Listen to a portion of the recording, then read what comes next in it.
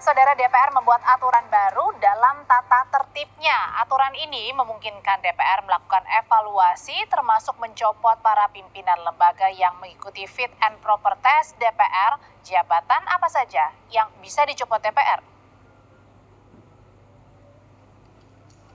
Dewan Perwakilan Rakyat membuat aturan baru dalam revisi tata tertib DPR nomor 1 tahun 2020. Dalam aturan baru itu, DPR mempunyai kewenangan untuk mengevaluasi pejabat yang penetapannya melalui rapat paripurna DPR atau mengikuti uji kelayakan dan kepatutan di DPR. Ketua Badan Legislasi DPR Bob Hasan menyebut berdasarkan tatib baru, salah satu rekomendasi yang dapat dilakukan DPR ialah dengan melakukan pemberhentian pejabat yang dianggap bertentangan dengan aturan. Sudah menjadi peraturan. Peraturan baru gitu kan? Peraturan revisi peraturan 2228A diselipkan pasal bahwa DPR memiliki kewenangan untuk melakukan evaluasi terhadap jabatan calon-calon yang sebelumnya dilakukan fit and proper test melalui DPR. Evaluasi secara berkala terkait dengan adanya sebelumnya mungkin adanya kinerja yang tidak sesuai dengan sebagaimana hasil fit and proper test sebelumnya.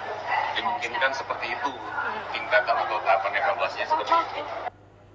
Dalam revisi tata tertib, DPR menyelipkan ketentuan baru di pasal 228A. Di ayat 1 tertulis dalam rangka meningkatkan fungsi pengawasan dan menjaga kehormatan DPR terhadap hasil pembahasan komisi sebagaimana yang dimaksud pasal 227 ayat 2, DPR dapat melakukan evaluasi secara berkala terhadap calon yang telah ditetapkan dalam rapat paripurna DPR. Dengan disahkannya revisi tata tertib DPR, maka kini semua pejabat yang dipilih DPR melalui uji kelayakan dan kepatutan serta ditetapkan dalam rapat paripurna DPR bisa dievaluasi oleh DPR, termasuk pimpinan KPK, KPU, Bawaslu, Hakim Mahkamah Konstitusi, dan Hakim Agung. Wakil Ketua DPR Sufmi Dasko Ahmad menyebut tatib baru DPR yang dapat mengevaluasi pimpinan lembaga yang ditetapkan rapat paripurna DPR merupakan penegasan fungsi pengawasan. Dia mencontohkan, seandainya pimpinan lembaga sakit-sakitan, maka DPR bisa melakukan evaluasi soal kinerjanya. Ya, saya pikir kan itu cuma penegasan saja dari fungsi pengawasan yang selama ini sudah ada. Bahwa pengawasan yang dilakukan oleh DPR terhadap mitra-mitranya itu juga sudah berjalan.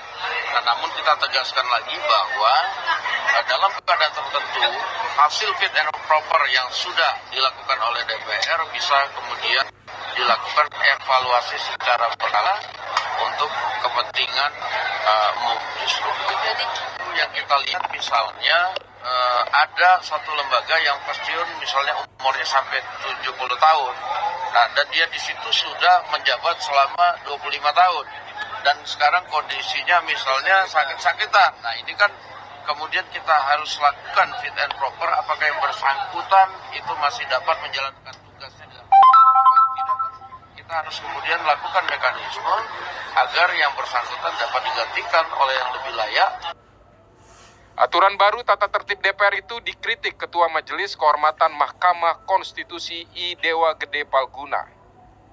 Dia menyebut tidak perlu Ketua MK-MK yang jawab, cukup mahasiswa hukum semester 3. Dari mana ilmunya ada tatib bisa mengikat keluar? Masa DPR tak mengerti teori kewenangan? Masa DPR tak mengerti teori pemisahan kekuasaan dan check and balances? Kata I. Gede Palguna seperti kami kutip dari kompas.com hari ini. Salinan revisi tatib DPR telah diserahkan balik ke rapat paripurna DPR. Namun diharapkan tatib baru DPR jangan sampai mempengaruhi independensi pejabat. Tim Liputan Kompas TV.